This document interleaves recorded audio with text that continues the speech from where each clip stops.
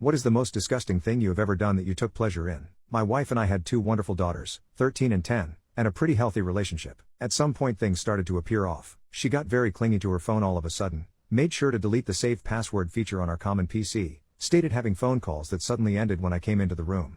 You can probably guess what it was. Now having 15 years of marriage behind us, I was hoping it wasn't what it obviously seemed to be. So one day when she told me she was going to spend some time with the girls, I decided to follow her. Sure enough, I find her driving to a hotel to meet with a guy I will call Steve. To say it was a gut punch was an understatement. I literally cried for an hour straight. After I was done with my self-wallowing phase, I decided the best course was getting even. I thought of several scenarios that may or may not have involved me hurting Steve. Eventually I decided to do things more civilly and more importantly legally, but only just. So the first part of the plan was gathering evidence. I could have just gotten a pie, but I had something better in mind. So one day when my wife was at her job and the kids at school, I installed some small secret cameras and microphones I had bought. Due to the setup of our bedroom, I even managed to get one perfectly overlooking the bed. I didn't however use them while I was at home. So a couple of days pass, when I proposed to my wife that the second to next weekend I should take the girls on a trip and stay a night too.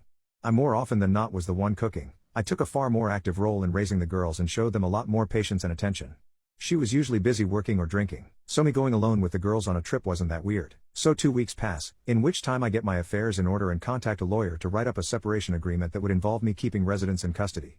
I go on the trip, try to not give anything away to the girls and wait and see if Steve and my wife fall into the trap. When I returned I checked the recordings of the weekend, and sure enough it's a 36-hour fest. When they weren't doing the deed, the dialogue was something even better. I found out that Steve had a wife. But even worse, they also talked about me. And I heard the obvious character assassination that I expected about how small my PP was, an insecurity of mine, how I didn't satisfy her. But there was some really hurtful stuff, like her telling Steve some of my deepest secrets and shameful stories that I had only told her about, just so they could have a laugh. She even told him about my dope story and how I attempted to take my life when I was 16. So at this point I didn't have any doubts on what to do. The next day when the kids left, but before my wife left, I confronted her with the video and told her that either she signs the separation agreement and leaves the house or the girls are going to receive an in-depth explanation of all the positions in which mommy cheated on daddy. I wasn't gonna do that. Just to be clear, I love my daughters too much, but I put the threat there and she was too emotional to realize my bluff. She went through all the stages, denying everything, trying to bargain, threatening me, and getting angry. I let it go through all that stuff. Eventually she signed the paper and she departed that very evening after she told her goodbyes to the girls. I didn't show or tell the girls anything graphic. I was always very honest with them, which is another reason why I was always the favorite parent, so I just said that mommy had been unfaithful. The younger took some time figuring it out, but that was made up by my older getting mightily upset. She had just gotten her first boyfriend, as I'm not sure the term really applies at that age, but she knew enough of the world to get mad big time. This would be important at a would-be custody battle, as though she did for the moment agree to give over custody. I feared, and I was right to fear, that she would try and fight me for the kids.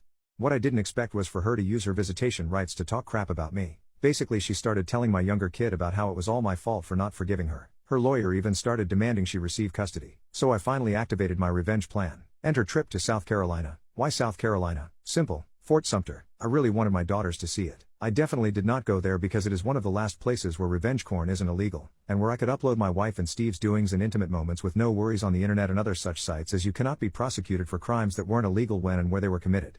I especially made sure to include the clip where Steve could not get it up. I sent the links to my wife's employer, her clients, and everybody in her line of work just to be sure, to Steve's wife and to his firm.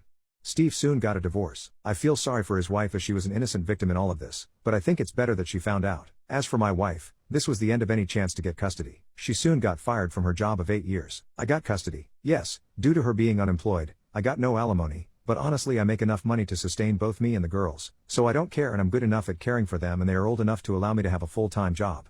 Several months later, my wife is still unemployed. Last time I spoke to her wife she threatened to come and take my life and how this will be revenge for ruining hers.